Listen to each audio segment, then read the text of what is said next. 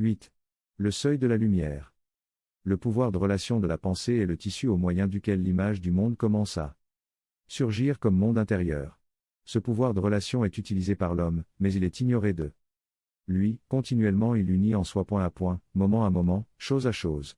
La conjonction est en réalité une relation de pensée à pensée, de concept à concept, et non pas d'objet à objet. L'être humain la croit connexion extérieure qui lui est nécessaire, tandis qu'elle se déroule plutôt dans sa conscience, mais en réalité elle est profonde aux choses.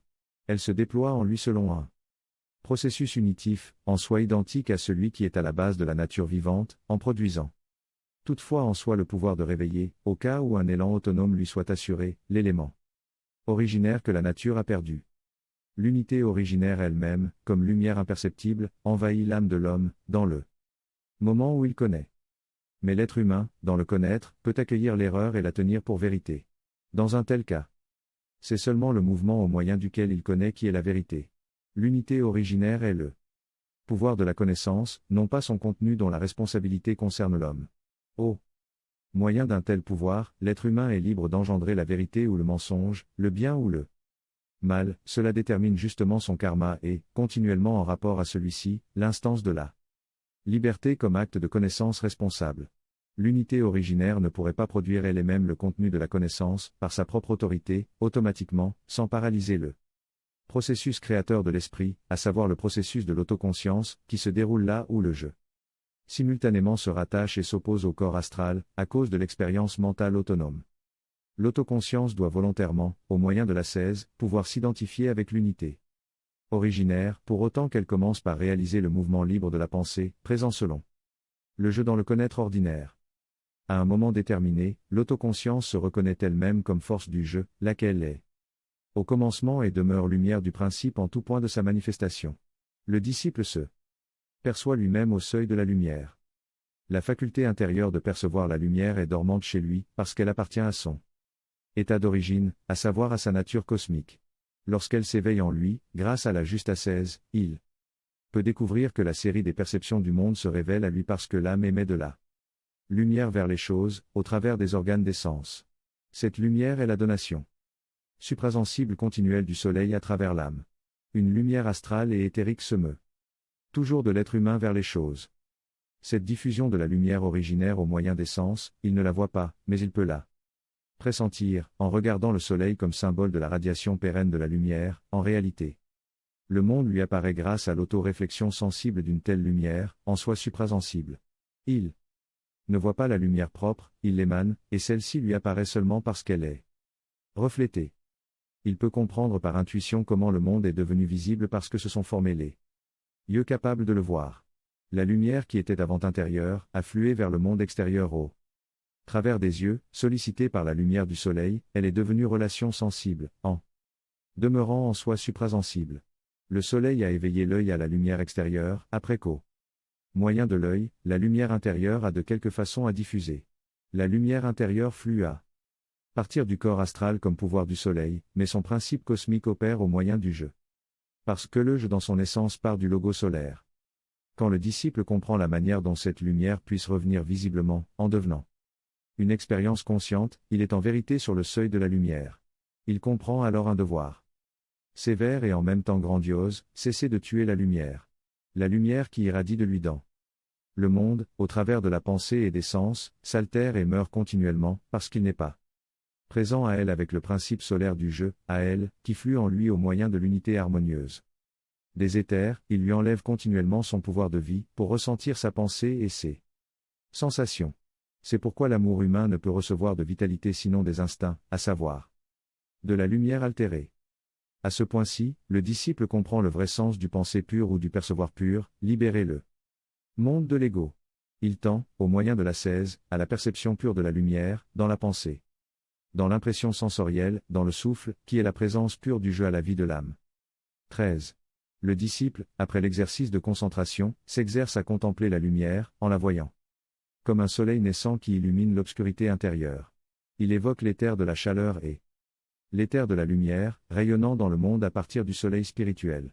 Il doit sentir que le porteur rayonnant du soleil est le même pouvoir de vie qui anime le battement du cœur. De la lumière spirituelle fluant l'amour et la sagesse dans le monde. Mais l'être humain ne perçoit.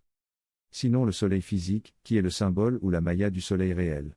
Tout le monde cosmique et spirituel peut irradier ses forces vers l'homme, parce qu'il les fait d'abord confluer dans le soleil.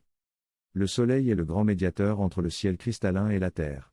Le secret de l'ascèse des temps nouveaux, c'est de savoir que le principe spirituel du soleil est présent sur la terre et opère comme une profonde lumière du jeu. La lumière du principe, en tant que mouvement solaire du jeu, disparaît dans la vision ordinaire. Duale, elle est réfléchie. L'être humain n'est libre que dans le reflet d'une lumière qui dans le jeu est vivante. Le jeu en est le porteur. La douleur humaine, quel que soit son prétexte, est toujours l'interruption de l'écoulement de la lumière dans la vision réfléchie, l'initiale synthèse. C'est ignoré dans sa projection inférieure et, comme telle, à savoir comme altérité, elle est opposée à sa source. Une inversion continue du mouvement originaire de la lumière s'extériorise donc comme liberté humaine, laquelle n'est plutôt du principe supérieur à la dualité, ou du principe de l'identité immédiate avec le monde, mais en s'opposant à lui. Elle ne peut pas naître sinon dans le domaine de l'altérité sensible et de l'opposition au spirituel. Mais la possibilité de se saisir elle-même en tant qu'essence, et son se vouloir, là où jaillit son être libre, son affirmation autonome du jeu, son se mouvoir du jeu. C'est le jeu auquel elle peut puiser à l'intérieur du domaine de la conscience. À l'intérieur du domaine de la conscience, l'homme peut rencontrer le logo, auquel autrefois il pouvait s'élever seulement à condition de transcender la conscience, en se détachant de l'humain. À présent, il peut le réaliser dans l'humain. 14. Méditation sur les paroles, en arché et nologos, au commencement était le Verbe, il faut ressentir naître toute la création à partir de l'acte originaire du Verbe.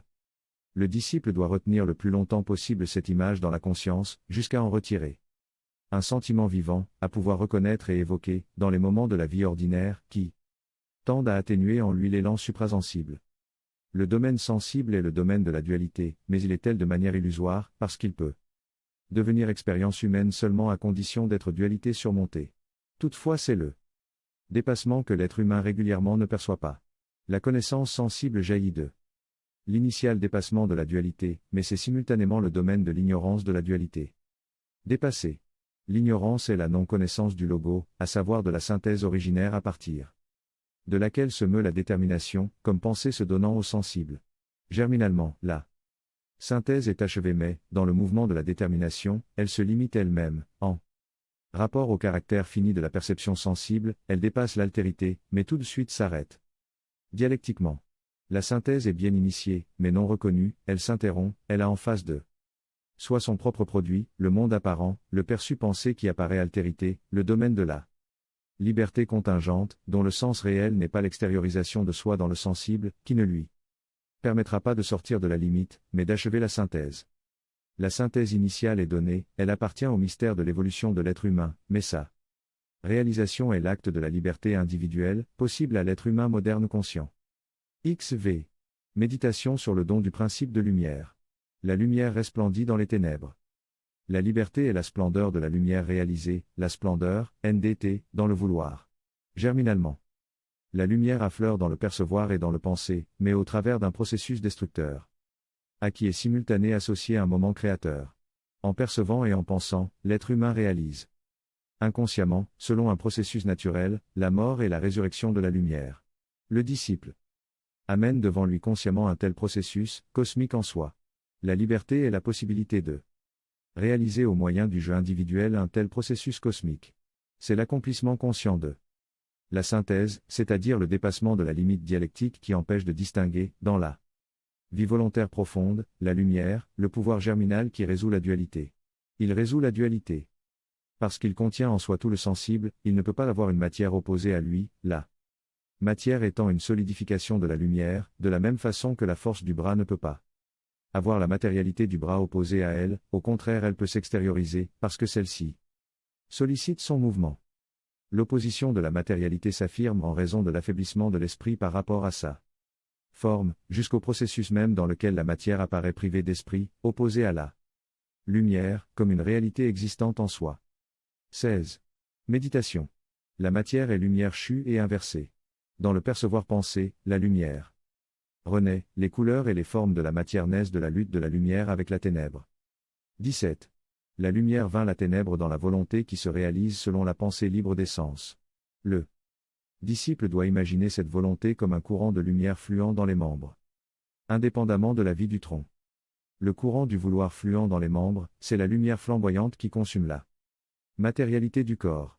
Normalement cette matérialité tend à s'affirmer comme nature au moyen de la convoitise et à se constituer dans le tronc comme corporéité indépendante de l'esprit.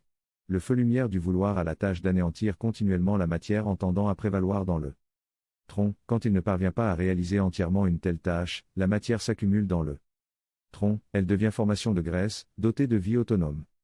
La graisse est le symbole de la corporéité qui s'édifie elle-même, en se soustrayant au courant central de la volonté et en développant une propre volonté automatique. De la même façon, tout processus artérioscléreux est le signe de l'affaiblissement du courant de la volonté qui imprègne l'élément minéral de l'organisme. La volonté perd le pouvoir naturel sur la fonction de l'élément minéral, qui est fonction véhiculatrice de l'esprit, selon l'archétype cosmique de la corporéité. La minéralisation initiale de l'organisme après l'âge adulte devient un processus positif au cas où elle soit contrebalancée, grâce au développement ascétique, par la préparation des forces du sentir, de celles du vouloir, selon un nouvel équilibre de l'âme, lequel laisse une plus grande autonomie au corps éthérique dans l'organisme physique, autonomie utilisable par l'esprit plutôt que par la. En cas de citation, merci d'indiquer la source, les traductions de Daniel Kmicic, www.triarticulation.fr/ateliertrad. En cas de citation, merci d'indiquer la source, les traductions de Daniel Kmicic, www.triarticulation.fr/ateliertrad. 29. Psyché liée au corps. Il y a des hommes qui, grâce à un tel équilibre, obtiennent après 50 ans le maximum de leur efficacité psychophysique. 18. Méditation. La lumière, en tant que lumière du monde, opère inconnue dans l'âme. De l'âme elle flue de manière ininterrompue dans le monde, en s'allumant au moment prédialectique de la perception et de la pensée. La lumière originaire se rallume comme intuition pure, coïncidence profonde, connaître immédiat. Dans la perception sensorielle, qui est le moment de l'identité de l'esprit avec le sensible. Telle identité est en soi suprasensible. Dans le moment où l'être humain perçoit et pense, le jeu entre dans le monde avec des forces originaires, immanentes, mais en même temps transcendantes, qu'il connaîtra seulement après la mort, ou durant la vie grâce à l'initiation. Le disciple médite sur ces forces-ci, que le je peux uniquement retirer de l'existence terrestre, en descendant dans la ténèbre de la matière, il commence à comprendre le secret des vies terrestres répétées, ou de la réincarnation, comme profonde réalité du destin humain. 19. La contemplation du soleil spirituel rapporté à l'image, la lumière resplendit dans la ténèbre, le disciple médite sur la médiation de la ténèbre et sur sa connexion avec la liberté humaine. Le moment originaire de l'identité du jeu avec le sensible est inconscient et toutefois toujours dialectiquement utilisé. Grâce à l'utilisation de la force qui ignore l'essence, la pensée devient détermination pour le monde de la quantité. Mais c'est justement d'une telle détermination que découle pour l'homme moderne la possibilité de délivrance de toute obligation intérieure quelconque. L'acte individuel libre est le sens ultime du processus de la rationalité, processus dont la fonction évolutive appartient à l'époque actuelle. L'initiation des temps nouveaux ne peut pas ne pas l'avoir comme point d'appui un tel acte libre, qui se présente pour le moment dans sa forme la plus obscure. Il s'exprime, en effet, exclusivement dans le sensible, à savoir dans le domaine de l'opposition duelle. Il n'a pas d'autre support que le cérébral, il ignore son propre support originaire. Inconscient de la source dont il jaillit, il ne peut pas ne pas lui être contraire, en devenant jusque dans la pensée véhicule de convoitises centripètes, de qui sont inséparables déception et douleur. En subissant le support sensible, la pensée ne peut pas réaliser sa propre impulsion pure. Elle ne peut pas réellement être libre, parce qu'elle ne saisit pas la disparition de la matière dans le se donner de celle-ci comme forme, lumière, couleur, son, ni ne saisit l'élément originaire qui émane d'elle dans une telle spiritualisation de la matière. La fausse liberté, en effet, a la tâche d'empêcher le processus de désenchantement du sensible, que l'univers attend de l'homme. L'initiation au nouveau mystère opère au moyen de l'impulsion individuelle de la liberté. L'instructeur sagace prend soin que la liberté naisse chez le disciple, il établit avec lui une relation d'impersonnalité, dans laquelle agit l'impulsion d'amour et de fraternité la plus élevée grâce à une telle forme. Dans le cas où l'âme de sensibilité se rende maître de la relation, elle agit contre la liberté du disciple, en détériorant la fraternité. L'impulsion de la liberté doit être désengagée de son support de sensibilité, pour que sa connexion supra-individuelle puisse pénétrer la profondeur de sensibilité. Elle doit s'effectuer dans la pensée libérée des sens, pour s'unir avec son propre principe, avec le pouvoir d'identité et de synthèse au moyen duquel elle commence à empoigner le monde. Le dégagement de l'élément intérieur du sensible et du psychique, c'est l'ascèse par laquelle la pensée réalise son noyau de vie en empoignant la détermination, dans laquelle, normalement elle le perd, le noyau, NDT, pour le contenu sensible. Grâce à la discipline de la concentration, la pensée peut vivre dans la détermination son pouvoir originaire qui ne connaît pas de dualité. La pensée peut expérimenter son mouvement originaire et trouver en celui-ci la synthèse. Germinalement accomplie, elle peut reconnaître l'identité réalisée, dans l'immédiat suprasensible, de l'humain avec le divin. En s'élevant au principe de la synthèse, la pensée vit comme expérience suprasensible ce que normalement elle réalise au niveau sensible comme une détermination, en ce qui concerne la dimension de la quantité, avec la pensée mathématique et physique. Ceci est à peine l'ébauche du dépassement de la dualité, qui peut obtenir son caractère exhaustif seulement au niveau suprasensible. Il n'y a pas d'autre opérateur que l'être humain, il n'y a pas d'autre sens de la mission de l'homme que le logo. La réintégration du logo dans l'âme est le sens de l'initiation des temps nouveaux. Au moyen de l'ascèse de la pensée ordinaire, conforme à la logique du sensible, l'ascète peut expérimenter comme instance ultime la perception du logo, qui est de réaliser l'originaire pouvoir de l'identité de la pensée, la relation première, qui lui échappe régulièrement, en étant l'acte d'observer. Normal attiré par le produit sensible de la relation, c'est pourquoi le monde surgit devant lui, duel et opposé. D'habitude, l'acte d'observer scientifique est simultanément attiré par le produit logique et par celui technologique de la détermination, lui échappe le sens ultime de celle-ci qui est précisément l'expérience de son surgissement en tant que relation pure. L'initiation des nouveaux mystères prépare le disciple par l'ascèse de la pensée, celle même de laquelle naît la science de la quantité. La pensée qui apparaît la plus matérialisée est celle qui a eu la force de descendre le plus radicalement dans le sensible et de se quantifier, comme ce n'avait jamais été possible à la pensée indienne ou extrême orientale. Mais c'est justement cette pensée matérialisée qui, délivrée selon l'ascèse à elle pertinente, la voie des temps nouveaux, produit la force résurrectionnelle du je. Tout mouvement de libération de cette pensée réalise un pouvoir transcendant de résurrection. Comme on l'a démontré, il lui faut dépasser, par rapport à lui-même, un état de mort. Le disciple peut comprendre l'exigence d'expérimenter le pouvoir d'identité originaire si le saint empirisme le conduit à observer dans la perception le se donner du monde au-delà de la quantité. En son, lumière, couleur, etc., dans lesquels la matière en tant qu'altérité morte, commence à disparaître. Cette disparition exige d'être poursuivie par la discipline, avant tout, elle doit être connue, grâce à un acte non ordinaire de la conscience. XX. Méditation. Le logo se fait vie, il unifie l'humain avec le divin dans l'âme, là où la synthèse originaire opère comme pensée immédiate, dans le percevoir. Cette pensée est déjà immergée dans la substance du monde, en étant le contenu intérieur du sensible. C'est la pensée prédialectique immédiate présente dans le percevoir, comme dans le penser dialectique, l'immédiate médiation par laquelle l'être humain entre dans le secret du monde. Normalement, il y entre sans le savoir, et même en croyant demeurer à l'extérieur, parce que la conscience dialectique n'est pas capable de percevoir une telle pénétration. Elle considère l'être comme impénétrable, au reste, matériel, alors que déjà elle est en train de pénétrer en lui justement. En le regardant, par l'acte de le percevoir, par l'acte de le penser. Elle ne voit pas la pensée immédiate, la vivante pensée prédialectique, le courant de l'identité pure, vie subtile du logo unificateur, dans l'acte du percevoir et l'acte du penser, lui est inconnu le processus interne du percevoir et du penser au moyen duquel l'âme émet une lumière dans le monde. Une telle lumière, non vue, meurt dans la vision matérielle ou sensuelle du monde. De cette mort si elle commence à ressusciter. Xi. Contemplation de la lumière. Le disciple médite, la lumière est invisible. La source de la lumière est en moi. Il ne doit pas localiser cette source, tout en connaissant l'écoulement du courant éthérique de la lumière du centre du cœur.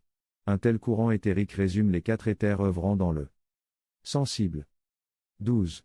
Le disciple contemple l'archétype non représentable de la lumière, comme la force qui dévore la matière et la recrée selon l'ordre originaire. Le centre exécutif de la force cosmique de la lumière se manifeste dans l'univers comme soleil. 23. Le soleil est le symbole de la lumière. Contemplation intérieure du soleil. Celle-ci devient contemplation du soleil de minuit, laquelle présuppose la méditation sur la lumière, laquelle à son tour présuppose l'expérience de la pensée libérée des sens, dont le Présupposé est l'exercice de la concentration juste. La contemplation du soleil de minuit s'accomplit en 2 temps. Au soir, avant de s'endormir, le disciple imagine la naissance du soleil à l'aurore et il en suit l'ascension au zénith, il doit avoir la vision éblouissante du soleil méridien, de midi, NDT, et pouvoir entrer dans le sommeil avec une telle image, en concevant, je suis lumière. Le matin, à peine éveillé, il doit reprendre l'image du soleil de midi et en contempler la descente vers l'horizon jusqu'au coucher, en concevant, la lumière est en moi. Il est utile qu'un tel exercice puisse être accompli avec le renforcement imaginatif de la montée sur un mont, à savoir par l'imagination de l'ascension des pentes jusqu'au sommet dans la contemplation du soir, et de la descente à partir du sommet, dans la contemplation matinale, mais ce qui compte vraiment pour l'expérimentateur c'est de saisir le contenu suprasensible de l'exercice, qui est précisément l'accès au seuil de lumière de la conscience, se produisant habituellement au moment du sommeil au prix d'une interruption des processus ordinaires de la conscience. Il est important dans un tel sens de pénétrer la genèse éthérico-cosmique de l'exercice, qui peut être amplement découverte dans les œuvres de Rudolf Steiner, les entités spirituelles dans les corps célestes et dans les règnes de la nature, IT, Milan 1939 et les mystères de l'Orient et le christianisme, Boca, Milan 1940. Dans cette phase du développement, le disciple doit veiller aux détails de sa propre existence matérielle, capable d'influer sur le déroulement des disciplines, en particulier, il est opportun qu'il connaisse certaines modalités de son comportement extérieur, dans les moments de la méditation et de la concentration.